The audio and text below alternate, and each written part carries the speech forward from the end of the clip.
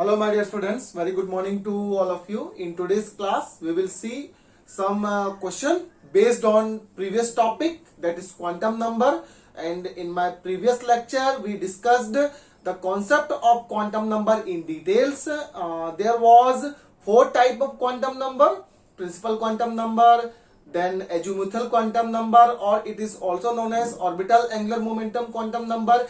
Then we discussed the magnetic quantum number, and after that spin quantum number. So here different type of questions, different pattern of question which is based on quantum number, and we will see how we can solve, how we can frame the answer of that particular questions. So we will see one by one.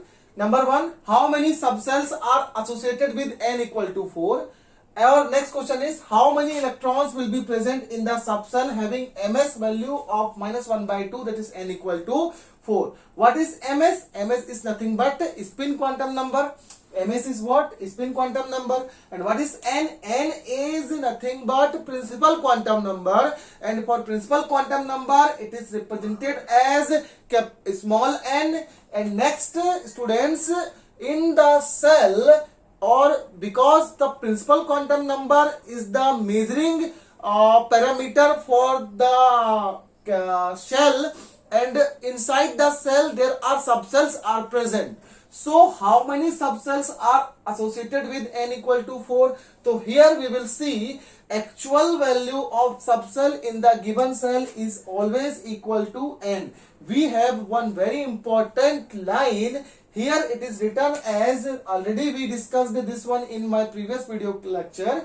Actual value of subcell in the given cell is n, means whatever the number of shell, it is always equal to number of subcells. Suppose here shell equal to 1 means n equal to 1 means k shell, so total number of subshell will be 1.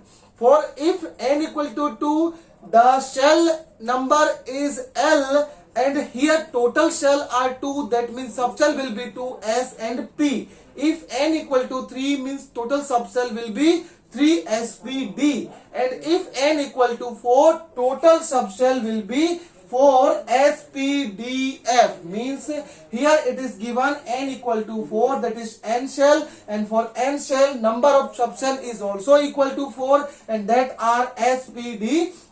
Next, how many electrons will be present in the subcell having ms value of -1/2, n equal to 4? Means for n equal to 4, how many electron will have -1/2 value? So for n equal to 4, there are 4 subcell SPDF, or we can say 4s, 4p, 4d and 4p. And for the electron occupancy, we will see the number of orbital for different subcell. So for S subcell, total number of orbital is 1. For P subcell, total orbitals are 3, that is px, py and pz. And for D subcell, total orbitals are 5, that can be dxy, dyz, dzx, dx square, y square and dz square. Means total number of orbital for D subcell, it is 5, dxy, dyz, dzx, dx square, y square and dz square. And total number of orbital for P subcell, it is px, py and pz.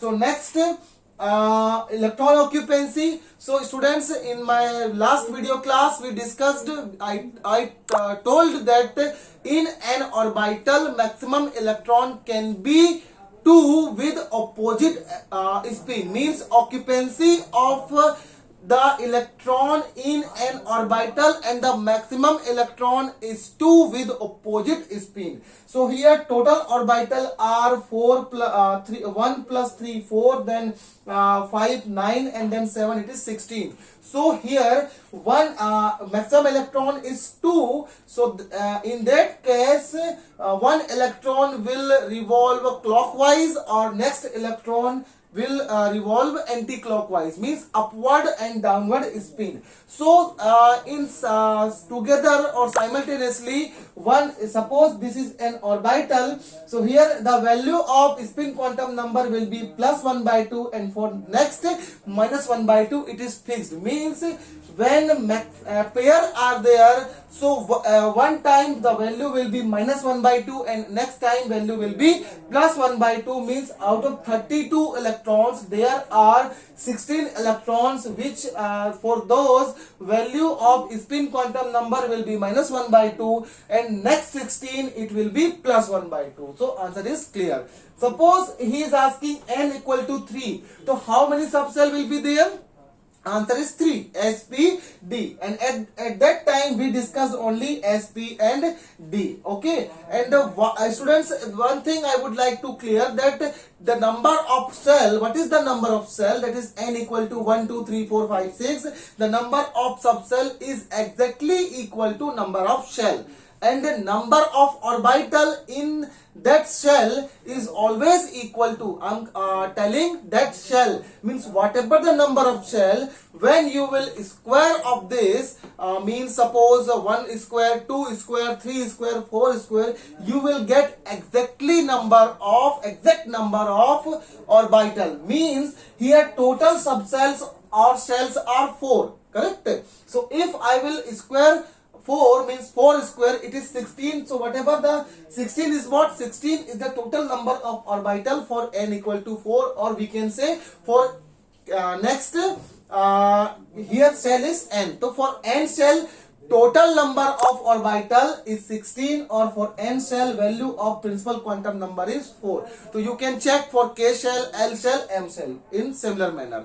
Next question, here he is asking which of the following set of quantum number are correct, or maybe more than one correct or only one correct, we can check. So students, here list is there, A, B, C, D, E, F, G, H, and here's principal quantum number, azimuthal quantum number, magnetic quantum number and spin quantum number is mentioned. So whenever such kind of question is there for your exam, just follow this trick. Here it is written, capital principal quantum number is always greater than azimuthal quantum number, and azimuthal quantum number can be equal to or greater than magnetic quantum number. And here for spin quantum number we have different values, plus 1 by 2, minus 1 by 2, or together plus minus 1 by 2. So this formula is very important, or we can say it is nothing but 7-star formula. What is this? This is 7-star formula. Very important jugaad, we can say, right now. So here n is always greater than L, means what? The value of principal quantum number will be always greater than the value of azimuthal quantum number. So I can list n, L. Here you can check the value of principal quantum number is every time it is greater than azimuthal quantum number in all cases A, B, C, D, E, F, G, H. Means with respect to n and L, or we can say with respect to principal quantum number and azimuthal quantum number, all are correct. But with respect to ML we will also check. As we will see, the value of ML or magnetic quantum number is different, then question can be wrong, correct? So value of magnetic quantum number and azimuthal quantum number, see azimuthal quantum number is, it can be equal, or azimuthal quantum number is always greater than magnetic quantum number, and I will consider for magnetic quantum number I will consider as it is mod, means I have to consider the positive value, not negative value, and negative sign I have to ignore for my trick. And other I don't know, whatever for what way you are doing, it's up to you, but the way that I'm telling you, that I'm teaching you, it's very important, very shortcut, and very tricky to solve such kind of question. So azimuthal quantum number can be equal, or it is always greater than magnetic quantum number, and positive value we will see. So see here, L and M, they are equal.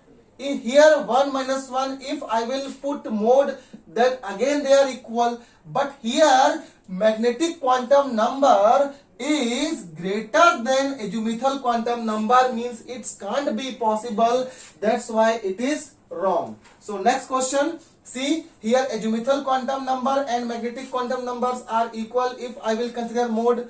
Next, here azimuthal quantum number is 0 and magnetic quantum number is -1, and again I will write mode for negative values, means this time it is greater and it can't be greater as per the trick, so it is again wrong set of quantum number. And next 1 0, it is greater, means it is a correct set, and that is 1 plus 2, means again it is greater, then it is wrong set of quantum number, and here it is correct. And you can check also the spin quantum number value. It can be plus 1 by 2, it can be minus 1 by 2, or it can be together plus minus 1 by 2, no problem. Means I have only 5 answer is correct: A, B, C, F and H. And next C, E and G are wrong set of quantam number, because in this case ML or magnetic quantum number is greater than azimuthal quantum number. I have to ignore sign, or I have to put the value inside the mode, means so that I can generate the magnitude which is positive. So this is very important concept we discussed.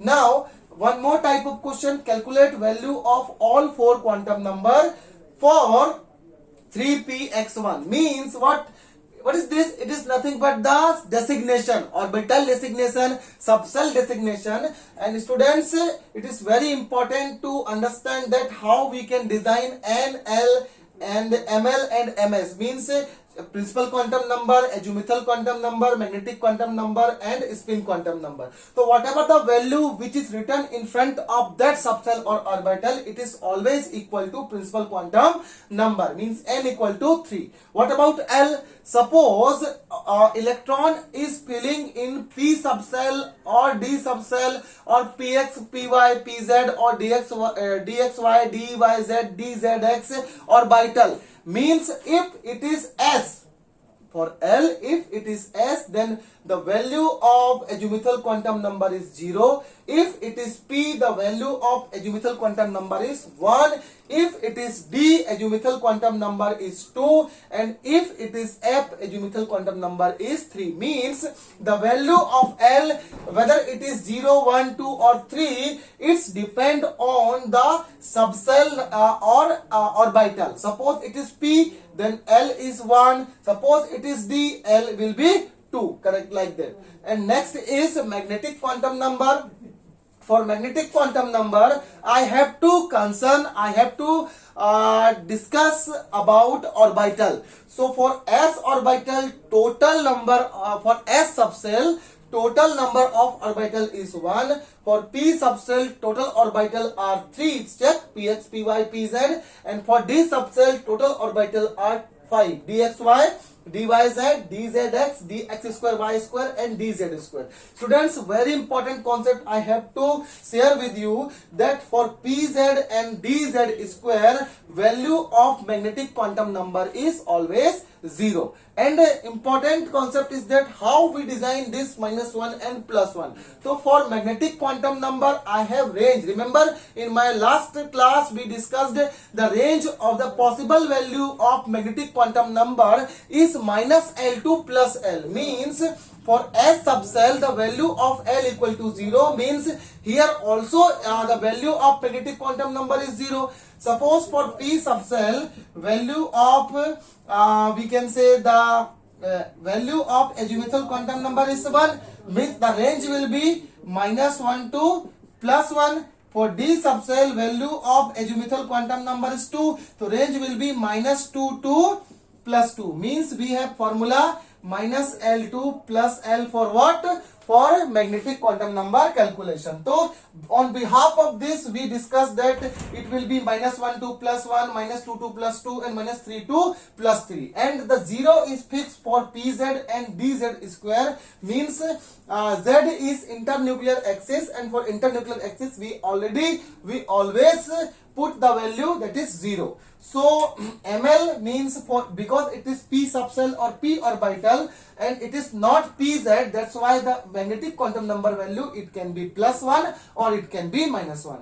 And ms, it is fixed whether it is +1/2 or it can be -1/2 or it can be +-1/2 together. So students, such kind of question you can discuss, you can practice. Like suppose it is 3d xy, so that time n equal to 3, L equal to, because it is d subcell, that or d orbital, it will be 2. M cannot be, or magnetic quantum number cannot be 0, because 0 is fixed for dz square, so it can be +-1 or +-2. And S is fixed, that is what spin quantum number, it will be +-1/2. In such manner you can manage so many questions, so many practice problem you can do by your own, so that you can improve your concept, you can improve your practice by practicing more questions on your by your own. So we will meet, we will discuss again, and we will take one more important topic, and how we can manage the concept in beautiful way, we will discuss in my next lecture. So we will meet. Thank you. Thanks a lot.